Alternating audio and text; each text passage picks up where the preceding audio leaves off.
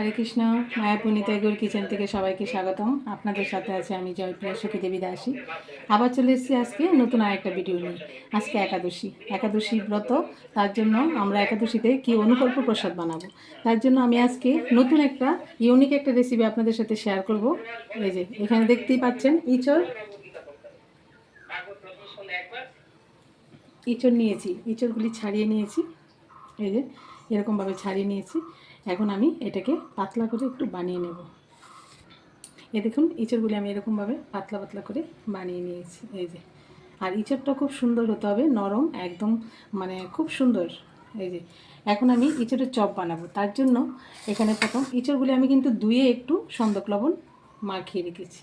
এখন আমি এখানে প্লেটে ইঁচড়গুলি একটু বিছিয়ে দিচ্ছি।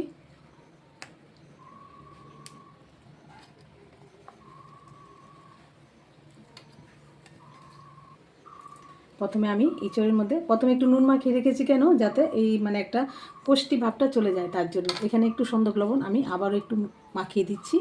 আর এখানে গোলমরিচ গুঁড়ো নিয়েছি। এই গোলমরিচ গুঁড়োটা আমি ইঁচড়ের মধ্যে এইভাবে ছড়িয়ে দিচ্ছি।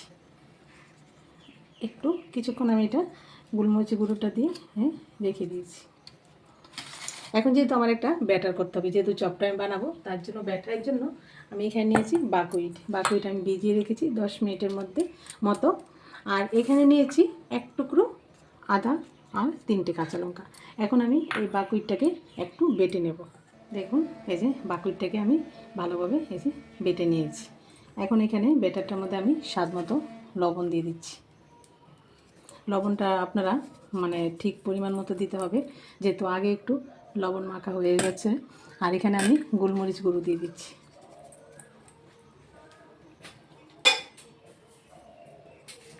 স্বাদ মতো চিনি দিয়ে দিচ্ছি। এবার ভালোভাবে হাত দিয়ে ব্যাটারটাকে মেখে নিচ্ছি। আর এটার ঘনত্বটা এরকমই রাখবেন।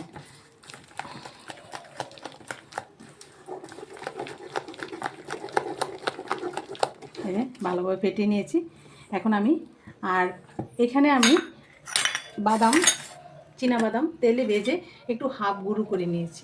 এখন আমি একটা করে এই যে ইঁচড় আর একটু ওই পিঠে আমি গোলমরিচ গুঁড়ো ভরিয়ে নিচ্ছি। আর বেটারে একটা করে এই যে ডুবিয়ে নিয়েছি। আর এখানে একটু করে বাদাম কুট করে নিচ্ছি।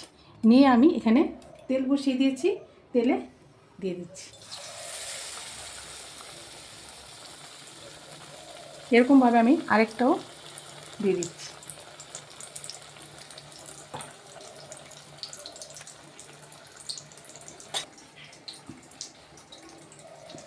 আরেকটা চপও দিয়ে দিলাম।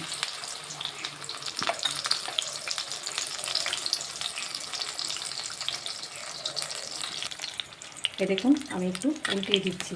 আর এটা অল্প আঁচে ভাজতে হবে, কারণ অল্প আঁচে ভাজলে কী হবে, যেহেতু বাদামটা ভাজা আছে আর ইঁচড়টা ভিতর থেকে সিদ্ধ হয়ে যাবে, তখন আমাদের এই চপটা খুব সুন্দর হবে। একদম অল্প আঁচে আস্তে আস্তে করে ভেজে লাল লাল করে ভেজে নিতে হবে। দেখুন উল্টে দিচ্ছি, এই পিঠটা হয়ে গেছে। আমি এই পিঠটা একটু উল্টে দিচ্ছি। এই যে দেখুন এই চপটা হয়ে গেছে, আমি নামিয়ে দিচ্ছি। একদম লালচে হয়ে গেছে আর কি সুন্দর ফুলে উঠেছে। দেখুন আমি এই চপটাও নামিয়ে দিচ্ছি। আমি আরেকটা সহজ পদ্ধতিতে দেখিয়ে দিচ্ছি।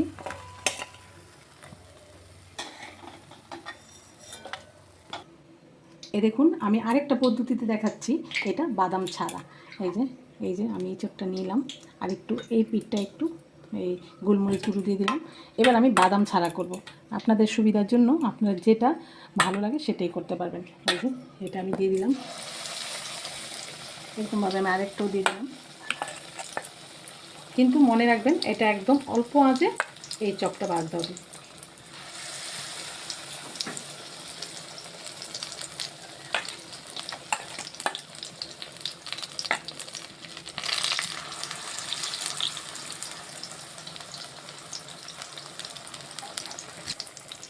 দেখুন আমি এই পিঠটা উঠিয়ে দিচ্ছি। এই যে খুব সুন্দর ফুলে উঠছে।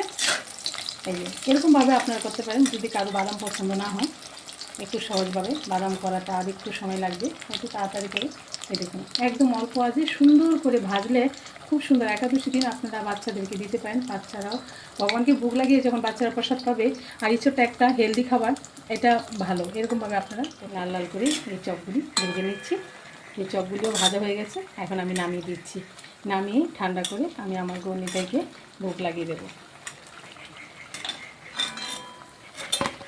আর কত সুন্দর মুচমুচে হয়েছে।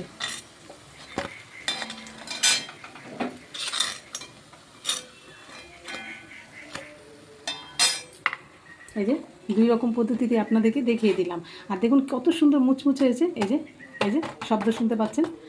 এখন আমি এর উপরে একটু লবণ ছড়িয়ে দিচ্ছি।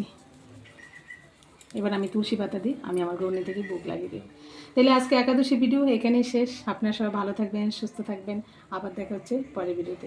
আর সবাই একাদশী ব্রত পালন করবেন। আর আমার গৌনিতাইকে একটু দর্শন করুন, গৌনিতাই কৃপা লাভ করুন। হরে কৃষ্ণ।